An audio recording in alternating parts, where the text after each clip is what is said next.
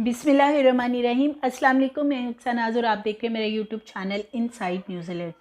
Delivery boy को बड़ी ही बेदर्दी से कत्ल करने वाले फरहान और आमना इस वक्त जुडिशल हैं, जेल में हैं। जेल में ख़ानदान से मुलाकातें हो रही हैं और आज कुछ नई इन्फॉर्मेशन जेल के अंदर के जो सोर्सेज हैं उनसे पता चली है, वो आपसे शेयर करूँगी। क्या हो रहा है आमना के साथ जेल में, क्यों वो नफ्सियाती मरीज़ बन गई है, हर वक्त रोती रहती है, चीखती चलाती रहती है, बेहोश भी होती है, लेकिन अब उसको हॉस्पिटल जो है वो नहीं ले जाया जाता। जेल के अंदर ही इब्तदाई जो ट्रीटमेंट है वो दे दिया जाता है।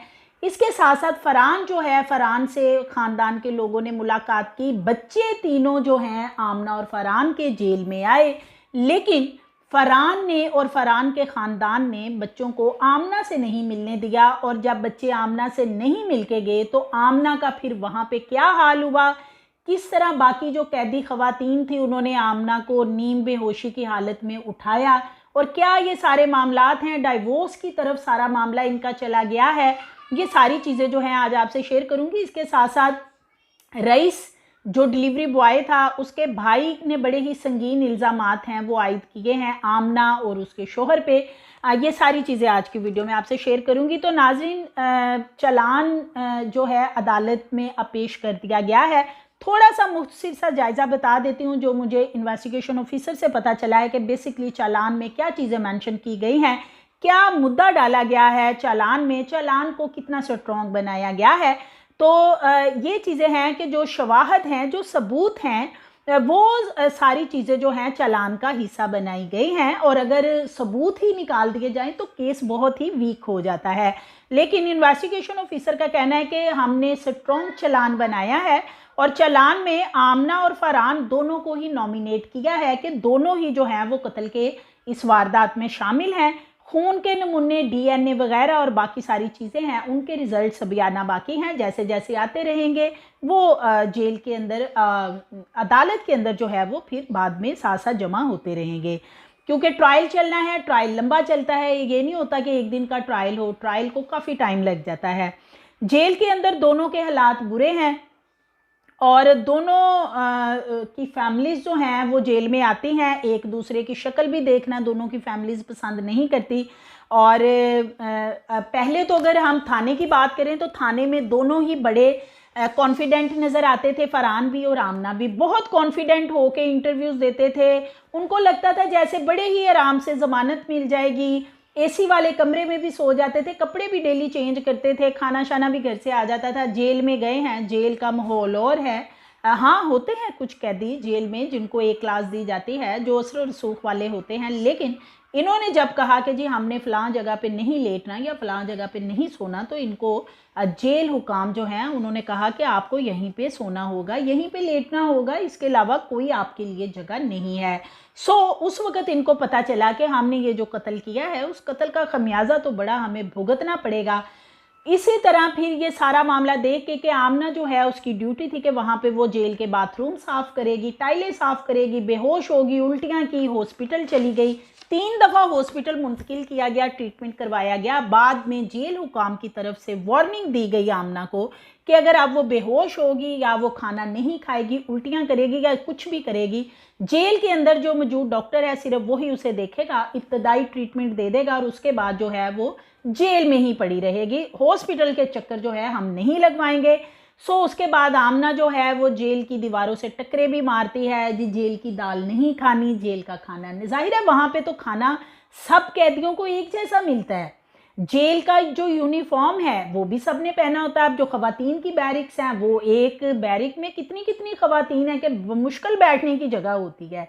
इसी तरह जो जेंट्स हजरात कैदी हैं उनकी भी बैरिक्स इसी तरह होती हैं।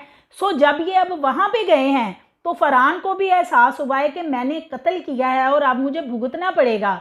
और आमना जो फर इंटरव्यू देती थी और कहती थी मुझे ब्लेड रखा, मुझे ये किया वो किया, अब वो वहाँ पे रोती धोती है, चीखें मारती है। और अब ये चीज़ सामने आई है कि रिश्तेदार जो मिलने आए थे फरहान के, जब उन्होंने आमना से मुलाकात की और फरहान भी वहाँ पे मौजूद था, दोनों से ही मुलाकात इकट्ठे में हुई, लेकिन उस दौरान फरहान के ख़ानदान वालों ने आमना को आड़े हाथों लिया। डांट डपट की, इसको जलील किया, इसको रुस्वा किया कि तुमने ये सारा कुछ जो है तुम्हारा किया धरा है, तुम गलत औरत हो, तुमने गलत किया है। रिश्तेदार जो हैं उन्होंने खूब इसको जो है वो लानते भी भेजी कि तुमने अपने खामद को उससे, जिस बंदे से तुम्हारे तल्लुकात थे रईस से, उसको मर्डर करवा के खामद को जेल में भेज दिया है, बच्चे रुल रहे हैं और अब तुम्हारा जो है उस घर में कोई हक नहीं है, या फरहान से तुम्हारा कोई रिश्ता नहीं। जिस पे फरहान जो है, फरहान को कुछ स्क्रीन शॉट्स भी दिखाए गए हैं जिस पे फरहान ने इसको धक्का भी दिया और उसने कहा कि यहाँ से चली जाओ, इसको थप्पड़ लगाने की भी कोशिश की। और ये भी पता चलता है कि बाद में ये रोती हुई जो है आमना वहाँ से चली गई और इसने वहाँ पे अब बताया है कि फ़लाँ लोग जो दोबारा मिलने आए तो मैंने उनसे नहीं मिलना, जेल हुकाम को ये नाम कुछ बताए हैं। इसके साथ साथ इनके वकील ने अब इनको मशवरा दिया है कि अभी डाइवोर्स की तरफ ना जाएं, क्योंकि फरहान जो है वो इसको डाइवोर्स करना चाह रहा है। वो कहता है कि मैं जेल में रहूं या मैं बाहर आऊं, लेकिन तुम्हें मैंने अब अपने साथ नहीं रखना क्योंकि तुमने मेरे से झूठ बोला और आधी बात बता के मेरे से कत्ल करवाया और तुम खुद इन्वॉल्व थी। सो इस वजह से अब जब बच्चे गए हैं आज मिलने के लिए फरहान से, उसके ख़ानदान वाले माँ बाप जो हैं वो बच्चे लेके गए, उन्होंने आमना से तीनों बच्चों को नहीं मिलने दिया। जो बड़ी बच्ची है उसने बाकायदा ये कहा कि मुझे अपनी माँ से नफ़रत है, मैं अपनी माँ की शक्ल भी नहीं देखना चाहती या मैं बच्चों को। तो बड़ा बड़ा दुख होता है जब बच्चे बिलखुसूस आपके ऐसे कहें और वो भी एक माँ को। अब बच्चों का जाहिर है जो दादा दादी हैं या आमना के ससुराल वाले हैं वो ब्रेन वॉश कर रहे होंगे, तुम लोगों की माँ ऐसी थी या उसने ऐसे कर दिया है, ये कर दिया। देखा जाए तो एक अच्छा इनका घराना था, अच्छा घर था, खाता पीता घराना था, बच्चों को हर तरह की आसाइश घर में मौजूद थी, आमना को हर तरह की आसाइश मौजूद थी। फरहान जो है गाड़ी वगैरह सब कुछ इनके पास था, आउटिंग पे जाते थे, बच्चों को घुमाते थे, एक अच्छा लाइफस्टाइल था। अब आमना के ये रईस से तल्लुकात और तल्लुकात फिर बेडरूम तक ले जाना और फिर सबसे बढ़कर ससुर सब कुछ देख चुका है। अब ससुर जब भी जेल आता है मिलने के लिए वो आके आमना से नहीं मिलता और ना ही वो कहते हैं हमने बच्चों को आमना से मिलने देता है। जब बच्चे नहीं मिले, आमना बैरक में गई ख़वातीन की, वहाँ जाके ऊंची ऊंची चीखती चिल्लाती रही, टकरें लगाई और फिर वहाँ पे बेहोश होगी। फिर वो ख़वातीन इसके इर्द गिर्द दायरा बना के भी बैठी रही, इसकी बातें सुनती रही जो ये रो रो के कर रही, यानी जहनी मरीज़ा के तरह वो हरकत कर रही थी, ये बताया जा रहा है। फिर उसके बाद डॉक्टर जो है जेल का वो आया, उसने चेक किया और कोई ज़रूरी दवाई वगैरह दे के वो वहाँ से चला गया। सो आमना जो है इस वक्त बहुत ज़्यादा तकलीफ़ में, क्योंकि जब किसी औरत का बिलखुसूस माँ का बच्चा कहे ना कि मैंने अपनी माँ से नहीं मिलना, तो ये उसके लिए बड़ा ही तकलीफ़देह काम होता है। सो ये वाला मामला जो है ये सारा चल रहा है। दूसरी तरफ जो इनके वकला टीम है वो रईस के घर वालों से, लोगों से जो है वो बातचीत करवा रहे हैं कि कोई सुलह का शायद मामला निकल आए, कोई पैसे दे दिला के मामला हल हो जाए। लेकिन रईस के भाई अली से मेरी बात हुई, उनका कहना है कि हम सुलह की तरफ बिल्कुल नहीं जाएंगे, हमें कत्ल का बदला कत्ल चाहिए है। और उनका कहना है कि हमारे भाई के नाजुक ज़ाक जो है वो प्लास से उन पर तशद्दुद किया गया, ज़िंदा था उसकी आंख निकाल दी गई, हड्डियां ज़िंदा था तोड़ दी गई, बेमानत तशद्दुद किया गया, ज़िंदा था वो बेचारा और उसके ऊपर 114 कट भी लगाए गए। सो अगर उसको मौत दी गई थी तो वो आमना को भी साथ देता तो हम खामोश रहते और हम कभी भी कोई पर्चा दर्ज ना करवाते, लेकिन उसने आमना को छोड़ दिया जो बराबर की कसूरवार थी, जो उसको बुलाती थी, और रईस को मार दिया। इसलिए हम ये केस जो है ये एंड तक लड़ेंगे। और रईस के भाई ने फरहान के ऊपर जो है वो बड़े ही संगीन इल्ज़ामात आयद किए। मैं उन इल्ज़ामात को इतना एक्सप्लेन नहीं कर सकूँगी, बड़े ही संगीन किस्म के बहरहाल इल्ज़ामात हैं कि ये जो 3 बच्चे हैं आमना के, ये भी वो कहते हैं कि जी फरहान और पता नहीं क्या क्या DNA की बातें करते हैं।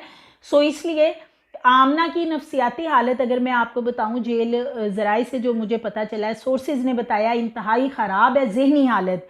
और बिलखुसूस तब से जहनी हालत ख़राब हुई जब से एक तो फरहान भी धक्के उसे मार रहा है और दूसरा बच्चे जो हैं वो उसको एक दफ़ा भी नहीं मिले हैं। और जब बच्चे जेल में बाप से मिलने आए तो माँ से नहीं मिले, तो ये सबसे ज़्यादा उसके लिए तकलीफ़देह बात थी। इसके साथ साथ फरहान और आमना का जेल में झगड़ा भी हुआ है। आमना ने उसे कहा कि मुझे बच्चों से मिलने दिया जाए, जिस पे फरहान ने उसको झटका धक्का दिया कि चली जाओ, बच्चे तुम्हें कभी नहीं मिलेंगे, अभी जेल में भी नहीं और बाद में भी बच्चों का तुम मुंह नहीं देखोगी, मैं तुम्हें अपनी ज़िंदगी से निकाल दूंगा। ये सारी चीज़ें जो हैं ये इनके जो ख़ानदान वाले हैं वो भी बता रहे हैं कि ये इसी तरह का डाइवोर्स का मसला जो है वो चल रहा है। तो बहरहाल ये जो ख़बरें आमना के बारे में हैं ये अच्छी अब नहीं है, इसकी ज़हनी हालत ख़राब हो चुकी है अपने बच्चों की वजह से। कुछ फ़रहान डाइवोर्स की तरफ जा रहा है, तो ये चीज़ भी जो है ऊपर से सबसे बढ़कर के ये जो इनका पूरा हंसता बसता घर था वो आमना की गलती की वजह से ख़राब हो गया, और फ़रहान जो है उसने वो कत्ल कर दिया। और कत्ल का बदला आपको पता है कि या कत्ल है या ये ऐसे तो इनकी जान नहीं चाहिए। ये समझ रहे थे हम जाएंगे हमारी आराम से जान खुलासी हो जाएगी, हमें ज़मानतें मिल जाएंगी। सो ऐसा नहीं होता, और अब जेल में आके इनको पता चला है कि अभी तो ट्रायल चलना, ट्रायल के बाद जब सज़ा होगी और जेल में जब इनको फिर डाला जाएगा तो लग इनको पता जाएगा। अब ये सारी चीज़ें जो हैं, ये फ़रहान जो है वो अपनी जगह पे अपने रिश्तेदारों को यही कहता है कि मेरे बच्चे इस औरत ने रोल दिए हैं, मेरे से कत्ल करवा दिया है, और सो हम पूरा मुस्तकबिल बच्चों का बर्बाद कर दिया। और इसी तरह आमना जो है, आमना के बारे में अगर मैं ये कहूँ तो आमना की जो हालत है इस वक्त वो काबिल रहम भी है, काबिल तशवीश भी है, और इबरत का बाइस भी है जो इस वक्त उसकी हालत जेल ज़राई बताते हैं। सो मज़ीद अपडेट्स इंशाल्लाह नेक्स्ट वीडियो में आपसे शेयर करूँगी। मज़ीद वीडियोज़ के लिए चैनल को सब्सक्राइब करें, लाइक करें, बेल आइकन को प्रेस करें ताकि आने वाली वीडियोज़ आपको मिलती रहें।